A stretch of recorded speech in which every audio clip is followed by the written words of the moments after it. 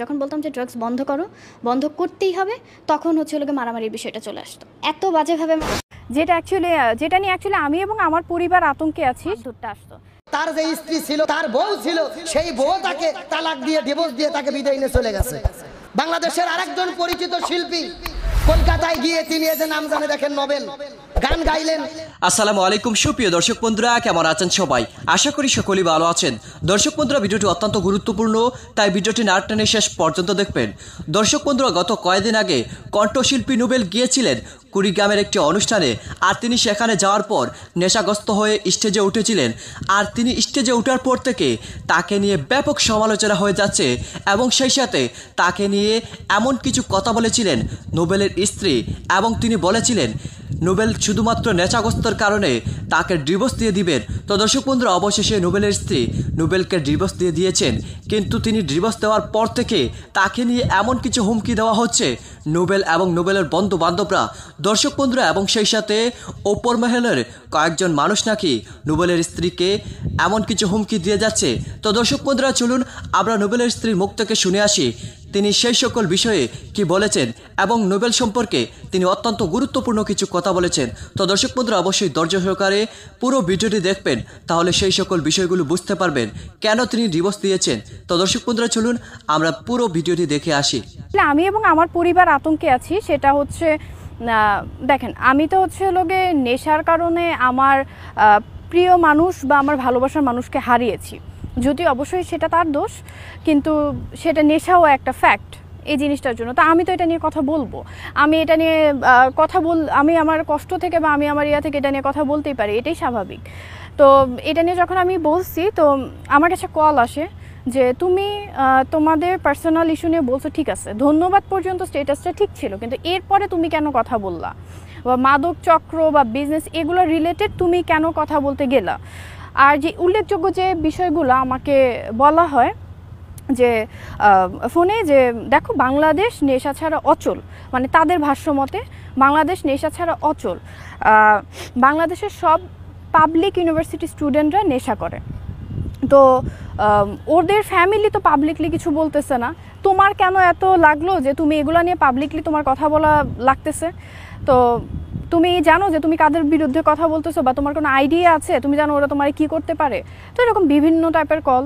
তারপরে কিছু কলে যে কথাগুলো আসছে যে তোমাকে কোনোভাবে যদি কারো নাম প্রকাশ করা হয়, তোমাকে 2 মিনিটে গুম করে ফেলা হবে, তোমাকে রাস্তায় শ্যুট করা হবে, শ্যুট করে মেরে ফেলা হবে, তুমি ভাবতেও পারো না যে তুমি কিসের বিরুদ্ধে বা কাদের বিরুদ্ধে কথা বলছো, এগুলো কারো নাম যেন বাহিরে না আসে। এইরকম বিভিন্ন টাইপের কল কন্টিনিউয়াস আসছে।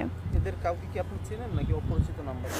হ্যাঁ, এদের অনেকজনকে আমি চিনি, আবার অপরিচিত যারা কারা আসলে আমি নামটা বলতে চাই না, নামটা বলা হচ্ছে আমার জন্য ঠিক হবে না, আর আমি অবশ্য নামগুলো বলবো না, কিন্তু ওরা হচ্ছে হলো আমাদের সমাজের খুবই গণ্যমান্য এবং ক্ষমতাশীল মানুষজন।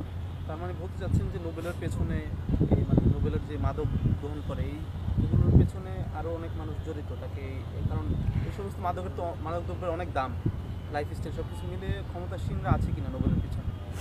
হ্যাঁ, এইসব মাদক আসলে মানে মাদক প্রাপ্তি যেগুলো, যে মাদকটা অ্যাকচুয়ালি কিনতে পাওয়া, এটা তো বাজারে গেলেও দোকানে গেলেও সেল হচ্ছে তা না।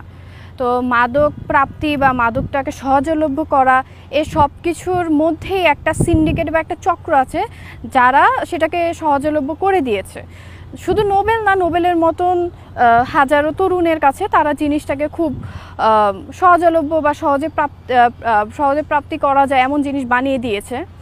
তো এই জিনিসটা হচ্ছে হলো ওদের অনেকজনের এটা পিছনে হাত আছে, এবং তাদের মধ্যে খুব ক্ষমতাশালী ব্যক্তিজন আছেন।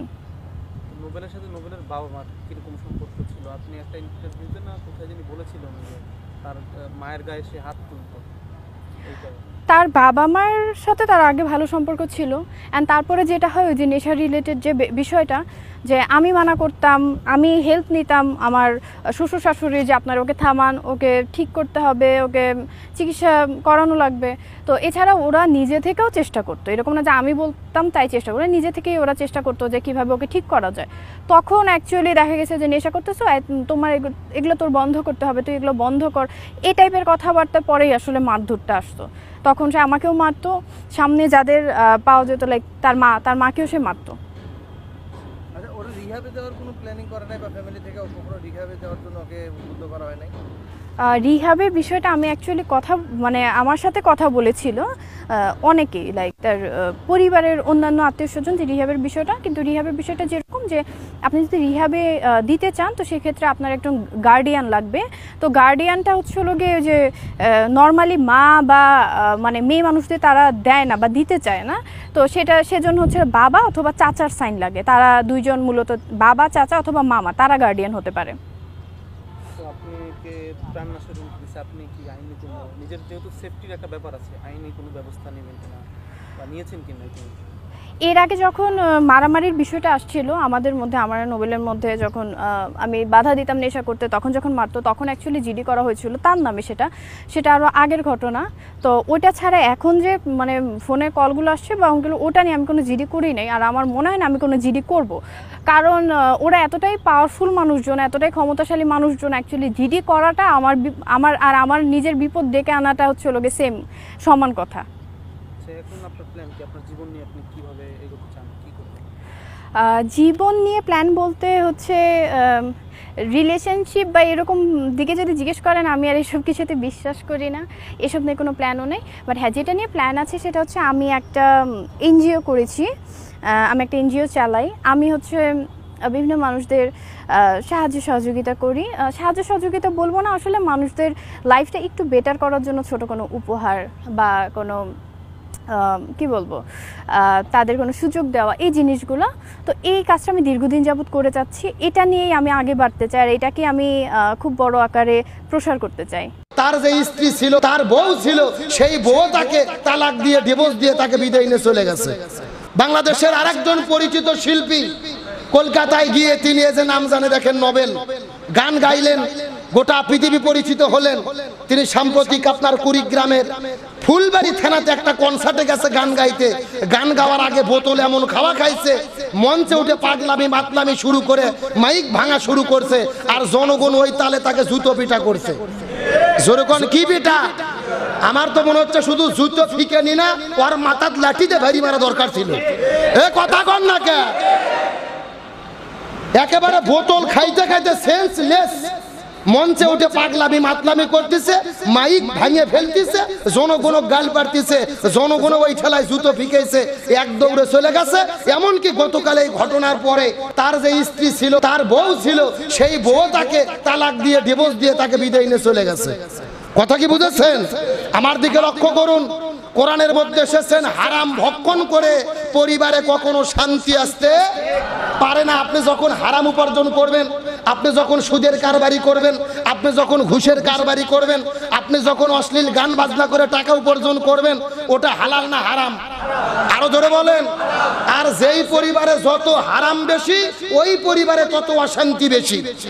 কথা কয় না? আপনার গ্রামে 500 টাকা করে শ্রমিক কাজ করে, এই লোকের ঘরে যেই শান্তি আছে, যেই লোকটা সুদ খাইয়া ঘুষ খাইয়া মাসে 2 লাখ টাকা কামাই করে, ওই লোকের বাড়িতে এত শান্তি নাই। ঠিক আছে? তো দর্শক বন্ধুরা, আপনারা হয়তো ইতিমধ্যে এই কথাগুলো শুনে এবং এই পুরো ভিডিওটি দেখে বুঝতে পেরেছেন নোবেলের স্ত্রী কেন ডিভোর্স দিয়েছেন এবং তাকে নিয়ে কয়েকজন মানুষরা এমনভাবে হুমকি দিয়ে যাচ্ছে। তো দর্শক বন্ধুরা, একজন মানুষ নেশাগ্রস্ত হলে, একজন মানুষ মাতাল হয়ে গেলে কতজন মানুষের যে কষ্ট হয় সেটা হয়তো আপনারা এই ভিডিওটি দেখে ইতিমধ্যে বুঝতে পেরেছেন, এবং নোবেলের স্ত্রীও তেমন হয়েছে। তো দর্শক বন্ধুরা, আপনারা এই পুরো ভিডিওটি দেখে এবং এই কথাগুলো শুনে কি বুঝতে পেরেছেন অবশ্যই কমেন্ট করে জানিয়ে দেবেন। তো দর্শক বন্ধুরা, ভালো থাকুন, সুস্থ থাকুন, আল্লাহ হাফিজ, আসসালামু আলাইকুম রহমতুল্লাহি বারাকাতুহু।